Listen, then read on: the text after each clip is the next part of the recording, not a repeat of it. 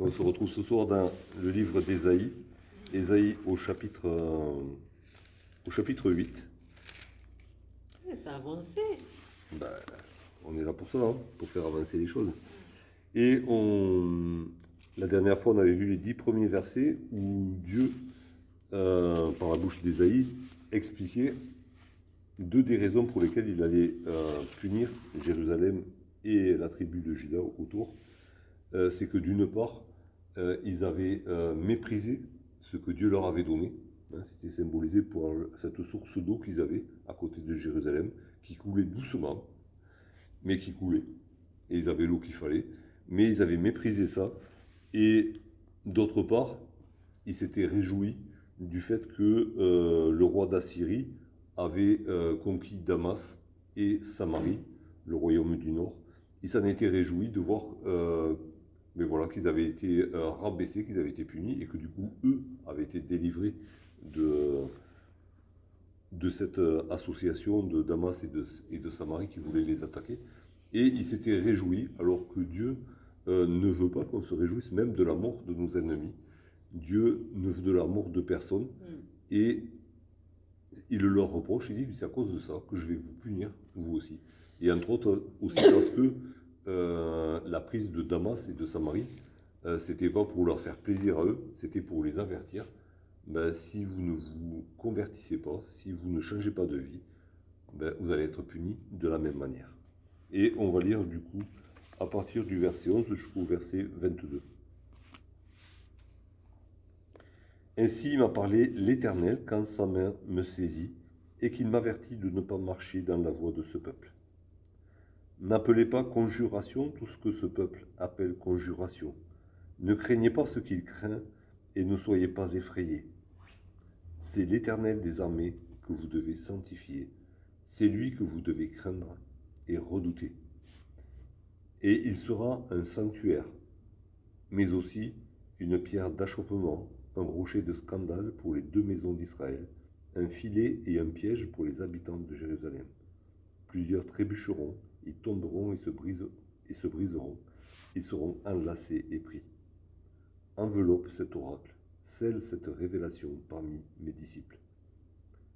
J'espère en l'Éternel qui cache sa face à la maison de Jacob. Je place en lui ma confiance.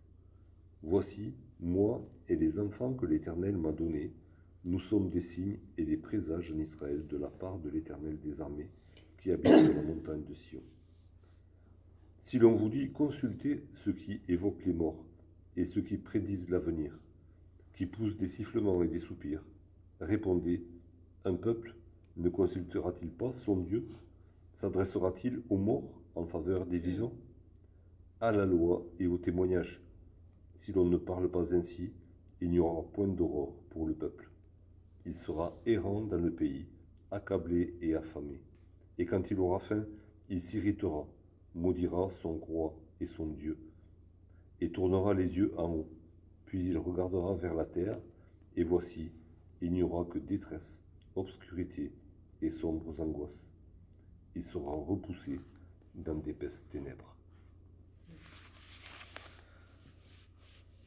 Alors avec les prophéties, on est toujours dans des perspectives différentes, hein, et des fois il y a plusieurs accomplissements, et il y a un peu des flashbacks aussi, hein. Il y a des accomplissements qui sont très lointains dans la prophétie, puis il y en a qui sont pour juste le lendemain. Et on est toujours un peu en train d'avancer, de reculer dans les prophéties. Alors, encore ce soir, ça va être un peu la même chose. Et au verset 11, donc, Ésaïe dit, « Ainsi m'a parlé l'Éternel quand sa main me saisit et qu'il m'avertit de ne pas marcher comme ce peuple. » Et là, on voit déjà l'humilité d'Ésaïe. C'est que il ne dit pas « Je suis prophète parce que j'ai voulu être prophète ». Il dit « C'est Dieu qui m'a saisi ». Et alors oui, après, Ésaïe a bien voulu obéir, hein, mais d'abord, c'est Dieu qui l'a attrapé et qui lui a mis des choses sous le nez. Il a dit, attention, ne fais pas, ne marche pas comme ce peuple. Ce peuple, il marche de travers. Toi, tu dois marcher droit. Et ce côté où c'est Dieu qui attire à lui les hommes, qui a attiré à lui Ésaïe, qui l'a pris par la main. On le retrouve dans l'épître de Paul aux Philippiens, par exemple.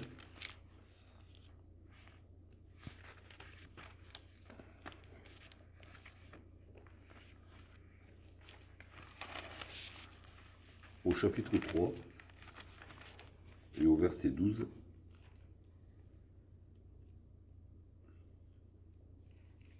Ah,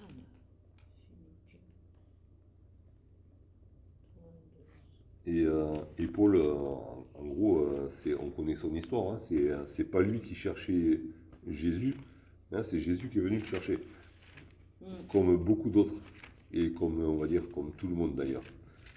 Alors ça se passe des fois moins violemment que pour Paul, mais de toute manière, c'est pas nous qui avons idée d'aller chercher Dieu, c'est Dieu qui vient à notre rencontre. Chercher, Et Paul dit donc aux Philippiens, ce n'est pas que j'ai déjà remporté le prix ou que j'ai déjà atteint la perfection, mais je cours pour tâcher de le saisir, puisque moi aussi, j'ai été saisi par Jésus-Christ. Donc, il veut arriver à la perfection pour être comme Jésus, mais il dit d'abord, c'est Jésus qui m'a attrapé, hein, qui m'a saisi et qui m'a tiré vers lui. Et c'est Philippiens, chapitre 3, verset 12. Ah, j'étais à 2, j'entendais. Je voulais juste te demander. C'est sûr, si on ne dit pas au même endroit. Ok. Voilà. Hein, Not at store, ok. Not at hein, store. c'est, voilà. Puisque moi aussi, j'ai été saisi par Jésus-Christ. Et Jésus l'a dit clairement à ses disciples dans l'évangile de Jean, au chapitre 15.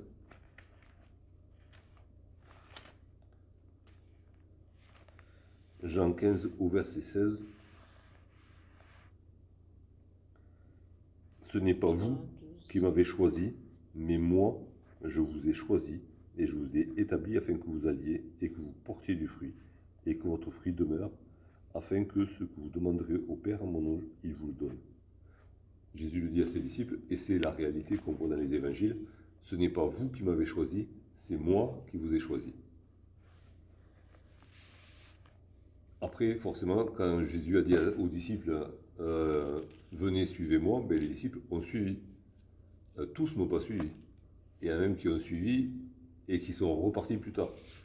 Hein, ce n'est pas tous qui ont persévéré avec Jésus. Mais à la base, c'est Jésus qui est allé les chercher. Et donc, par la bouche d'Ésaïe, Dieu dit à son peuple, n'appelez pas conjuration tout ce que ce peuple appelle conjuration, ne craignez pas ce qu'il craint et ne soyez pas effrayés. Bon, une conjuration, c'est un complot. Hein, et bon, on vit à une époque où on parle... alors, il y a même le mot complotiste hein, qui est né à force de parler de complot. On ne va pas rentrer dans les débats pour ou contre les complots. Mais déjà, ce qu'on voit là, c'est que c'est pas nouveau. Hein, même si on a inventé le mot complotiste récemment, les complots et les peurs de complot, ça a toujours existé. Hein, pour qu'on se plonge dans l'histoire, dans la parole de Dieu, il en est question. Et le peuple, vous voyez, un peu des complots partout, à l'époque déjà.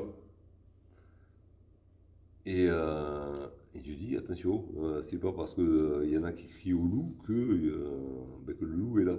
Hein. Alors, certainement des complots, il y en a, des magouilles, il y en a, et Ésaïe en a dénoncé pas mal, mais il ne faut pas voir des complots partout. Et surtout, ce qu'il y a derrière cette peur du complot, c'est que du coup, il y a une peur qui est entretenue.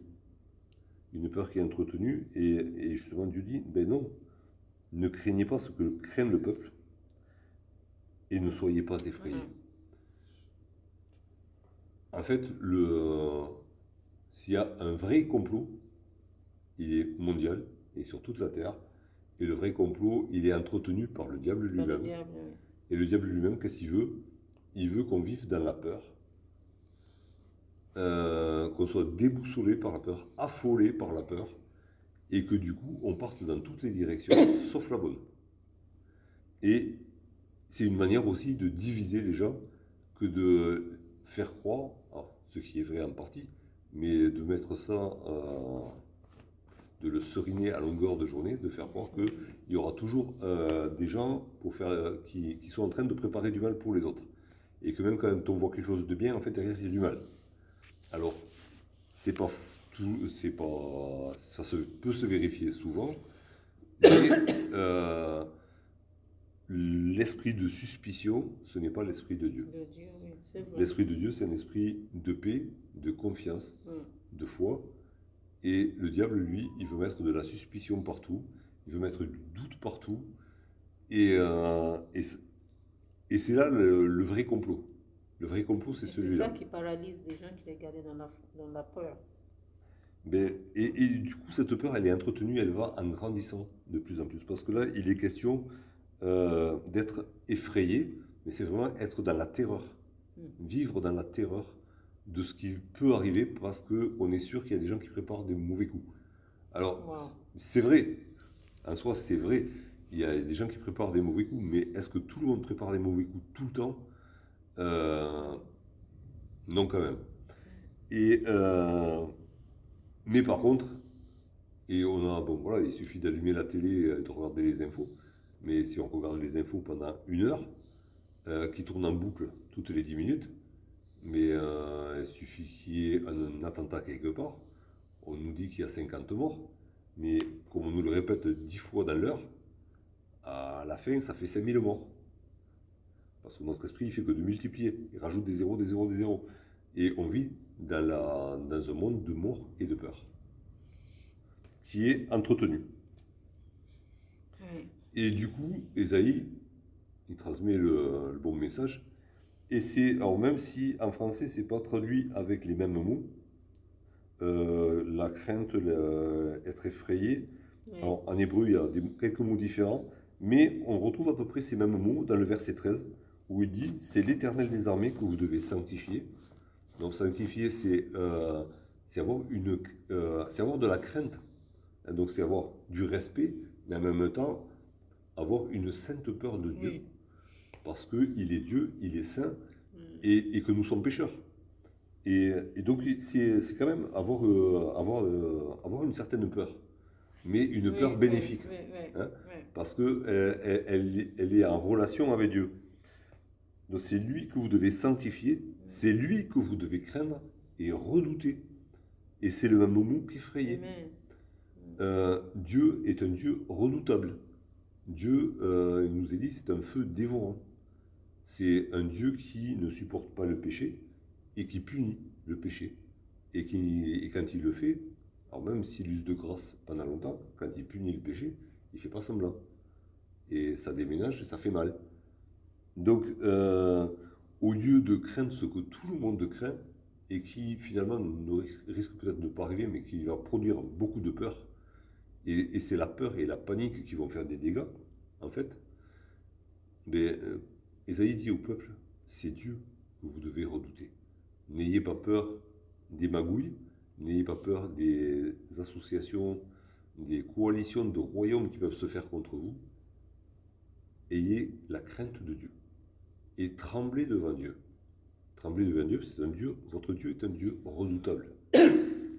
Et c'est avec raison que vous pouvez avoir peur de lui, d'une certaine manière, mais une peur respectueuse.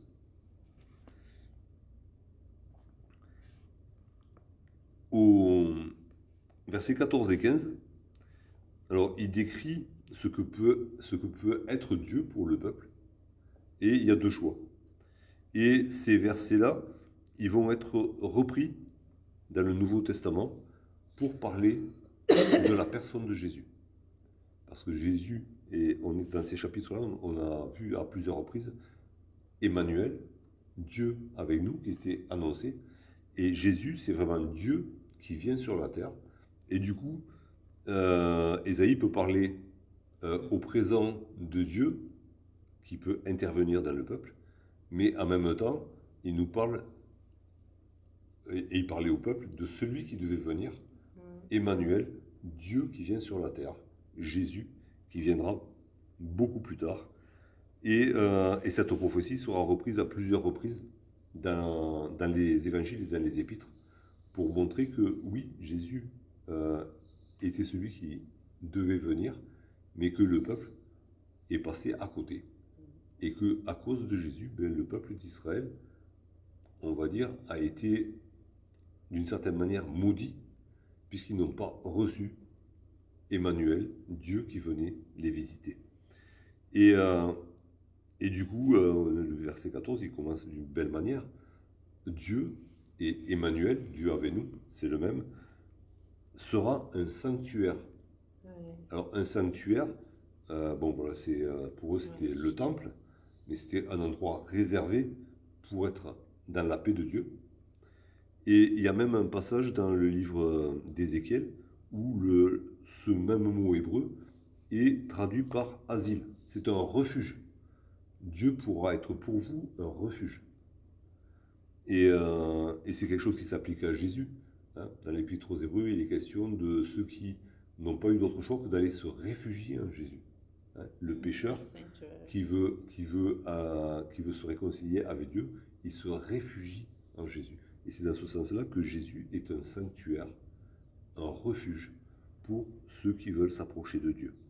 Mais, à contrario, pour tous ceux qui ne veulent pas s'approcher de Dieu par Jésus, Jésus a été un rocher de scandale. Alors, un scandale, c'est une occasion de chute. Hein. C'est-à-dire qu'ils n'ont pas compris que cet homme qui était là, c'était Dieu lui-même qui était là qui venait pour faire la paix avec eux. Et ils se sont pris les pieds dedans, ils n'ont rien compris et même ils l'ont crucifié. C'est ce qui a été un piège pour eux. Alors c'est un piège, c'est intéressant parce qu'il dit que ce sera un rocher de scandale pour les deux maisons d'Israël. Alors à l'époque, quand Jésus est venu sur la terre, la Palestine elle était divisée. Hein. Il y avait la région autour de Jérusalem, la Judée. Un peu plus au nord, il y avait la Samarie. Et puis là, encore plus au nord, là où Jésus a grandi, c'était la Galilée. Et autant à Nazareth qu'à Jérusalem, mais il n'y a pas grand monde qui a compris qui était Jésus. Oui. Il n'y a pas grand monde qui a accepté Jésus. Donc il a vraiment été un rocher de scandale pour les deux maisons d'Israël, ceux du nord comme ceux du sud. Il n'y en avait pas un de meilleur, ni au nord ni au sud, pour accueillir Jésus. Et en particulier à Jérusalem, et quand on se souvient de ce qui est arrivé à Jérusalem à Jésus, il a été un jour accueilli comme un roi, et une semaine après, il a été crucifié. La débâcle totale, quoi. Et alors vraiment, s'il y en a qui n'ont rien compris, c'était vraiment tous ces gens-là qui étaient là à Jérusalem, qui accueillent Jésus comme un roi, et une semaine après, ils le crucifient. Et ce qui est grave, c'est que justement, quand Pilate a dit au souverain sacrificateur, cet homme est innocent, je m'en lave les mains, mais les sacrificateurs ont dit que son sang retombe sur nous et sur nos enfants. Ils se sont maudits eux-mêmes en exécutant Jésus.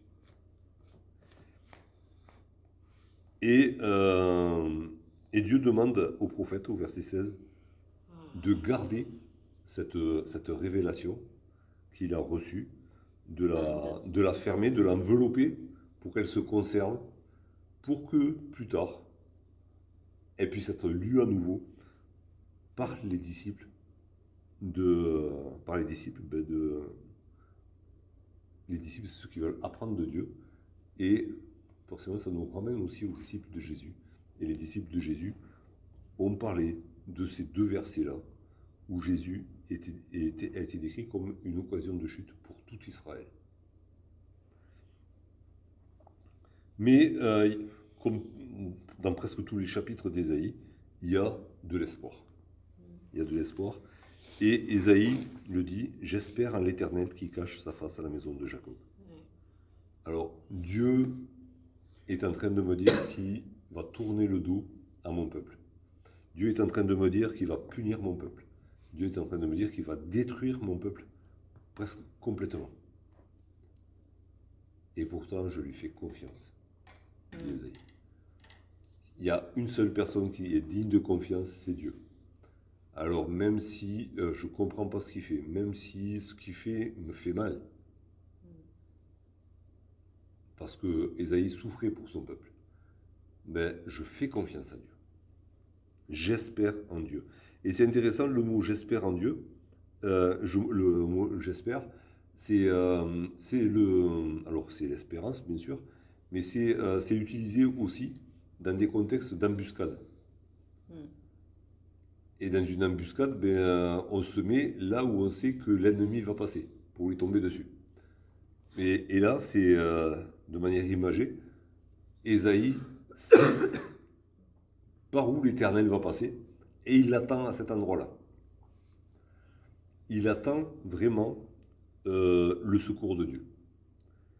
Il place en lui toute sa confiance. Il a confiance à personne d'autre.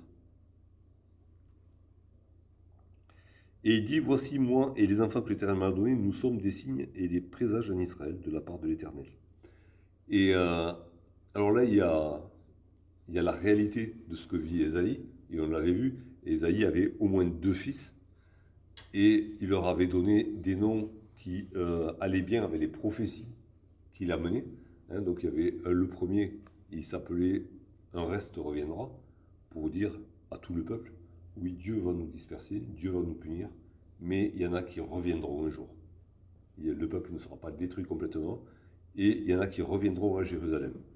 Et le deuxième, il s'appelait pillage subite, pour dire le jugement de Dieu, il va arriver rapidement. Donc, il y a ce côté où Ésaïe, il avait amené dans son témoignage qu'il rendait au peuple, il avait amené avec lui ses enfants. Et ils travaillaient ensemble. Ça m'a fait penser à ce que dit Josué, quand il rassemble une dernière fois tout le peuple d'Israël avant de se retirer. Il dit, moi et ma maison, nous servirons l'Éternel. Ésaïe n'a pas marché tout seul. Il y avait d'autres prophètes avec lui, il y avait des sacrificateurs, on l'avait vu la dernière fois, et il y avait des gens fidèles encore dans Israël. Mais il a travaillé avec sa famille aussi, avec ses enfants. Alors ça, c'est le premier accomplissement de la parole d'Ésaïe. Mais après, dans l'Épître aux Hébreux, je crois, il est question aussi de Jésus qui dit « Me voici, moi et les enfants que tu m'as donnés. » Et là, les enfants, quand il dit ça, Jésus s'adresse à Dieu, au Père. En fait, c'est les enfants de Jésus qu'il a reçus du Père, c'est nous. Amen. Et avec Jésus, nous sommes témoins de la parole de Dieu aujourd'hui.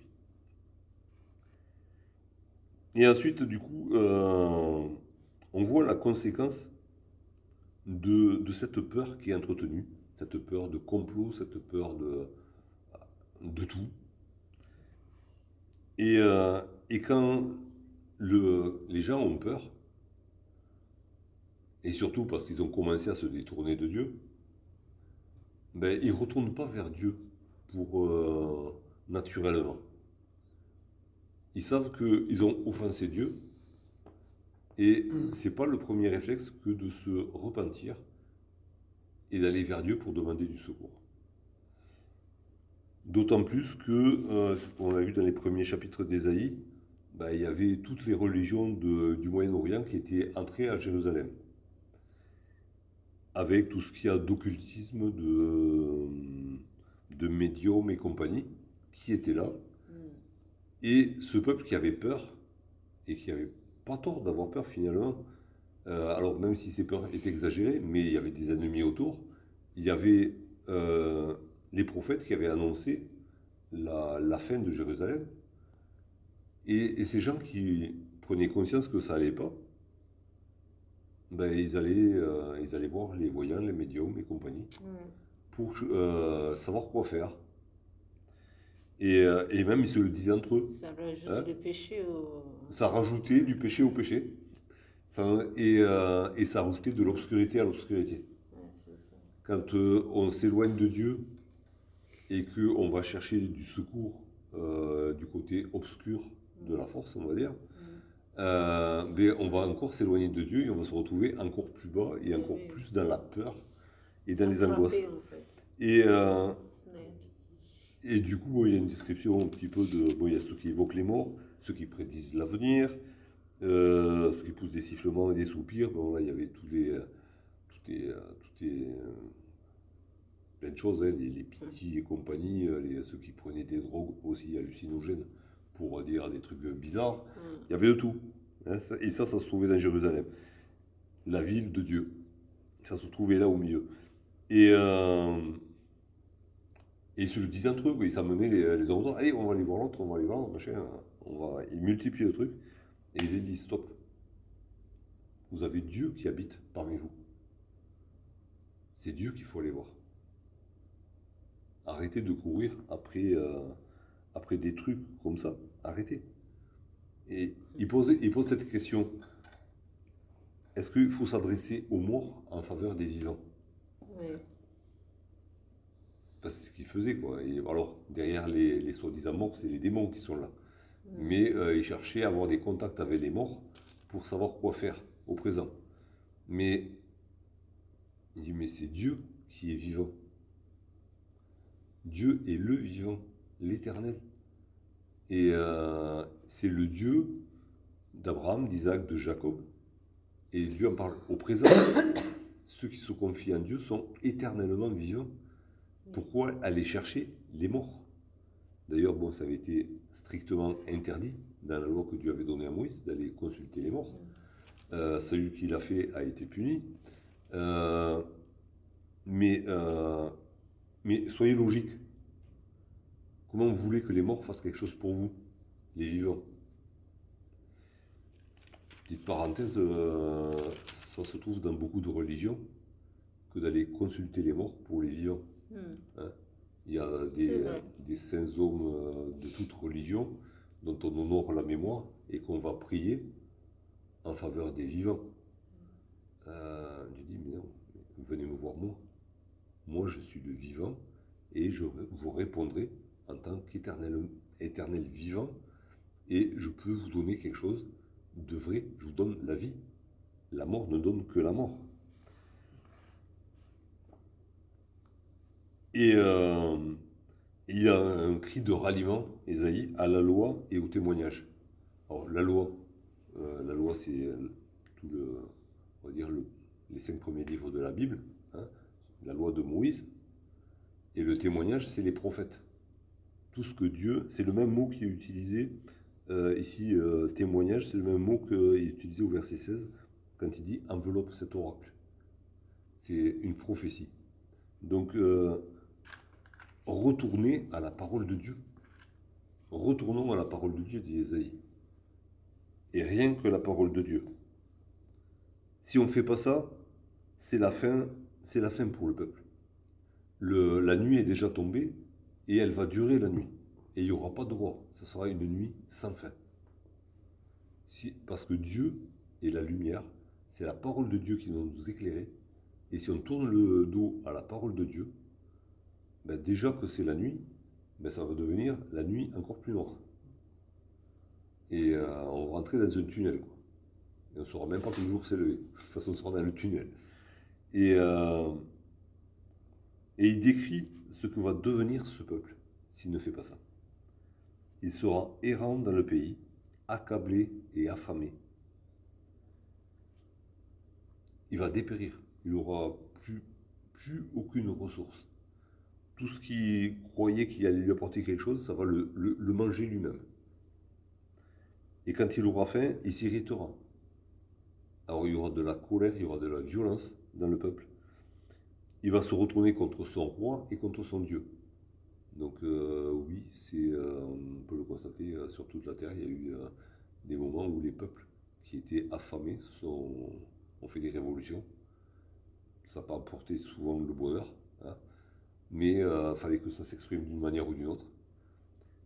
Ça explose. Et ensuite, une fois qu'ils auront fait ça, il leur sera quoi? Rien. Encore moins que rien. ils regarderont au ciel, ils verront rien. Et puis quand ils regarderont la terre, il n'y aura que obscurité, détresse, sombres angoisses. Et il sera repoussé dans d'épaisses ténèbres. On voit une progression, une spirale descendante, où ce peuple qui s'est éloigné de Dieu cherche des solutions encore plus loin de Dieu. Et plus il cherche des solutions loin de Dieu, et plus il s'enfonce, et plus il creuse lui-même sa tombe. Alors que Ésaïe leur dit, stop, arrêtez, revenez à la parole de Dieu. Et à partir de là, on pourra reconstruire. Mais revenez à la parole de Dieu. Donc on a toujours dans ces prophéties d'Ésaïe, on a le côté où Dieu dit, je vais punir le peuple. Mais de notre côté, il y a toujours une porte de sortie. Pour un faible, alors ça sera un faible reste. Hein. Mais ceux que Dieu va préserver, et on l'a vu dans tous les chapitres auparavant, c'est ceux qui vont revenir à la parole, qui vont chercher Dieu, chercher la lumière auprès de Dieu. Et donc on a toujours ces deux côtés-là. Dieu dit il va punir et il va le faire. Quand Dieu dit qu'il va le faire, c'est qu'il va le faire. Mais il ouvre toujours une petite porte de sortie. Et si vous voulez la prendre, vous serez sauvés. Moi, ce qui m'a aussi... bon, ça, on le trouve dans tous les chapitres pratiquement. Donc, on va dire c'est pas un scoop. Mais ça vaut le coup de le répéter. Hein, parce que c'est notre Dieu qui est comme ça. Dieu est juste et saint. Mais il est amour. Et c'est le Dieu qui sauve. Et il ne veut pas la mort de celui qui meurt, mais il veut que ceux qui se repentent et qu'ils vivent. Et donc ça, on va le retrouver tout le long du livre d'Ésaïe. Moi, ce qui m'a frappé, c'est le côté où, comme Paul, Ésaïe dit « j'ai été saisi par Dieu ». Et le fait qu'il a été saisi par Dieu, ça a impliqué beaucoup de choses dans sa vie. La première, c'est qu'il s'est séparé de la manière de vivre et de penser du peuple qui l'entourait. Dieu lui a dit, il ne faut pas que tu marches comme. Et du coup, il s'est écarté. La deuxième chose, c'est qu'au milieu de toute l'agitation, lui, il était tranquille. Alors même qu'il savait tout ce que Dieu allait faire. Hein. Mais lui, il était tranquille. Il marchait dans la crainte de Dieu. Il avait vu Dieu face à face. Hein. Et il savait qu'il était un Dieu 3 fois saint, un Dieu grand et redoutable. Et du coup, il marchait dans la crainte de Dieu. S'il était tranquille, c'est parce que pour lui, Dieu, c'était un refuge. Pour lui, Dieu n'était pas celui qui allait punir, même s'il allait punir le peuple, mais lui, il se réfugiait en Dieu. Il faisait confiance à Dieu, il savait que Dieu était son refuge. Du moment qu'il avait été saisi par Dieu, Dieu était devenu son espérance aussi. Au milieu de tous les malheurs qu'il prophétisait et qu'il voyait arriver, et qui étaient déjà là, lui, il avait une espérance dans le ciel. Ce n'était pas l'espérance pour le demain, c'était une espérance pour l'éternité. Il avait une pleine confiance en Dieu. Et du coup, il rendait témoignage de ce que Dieu était pour lui, avec toute sa famille.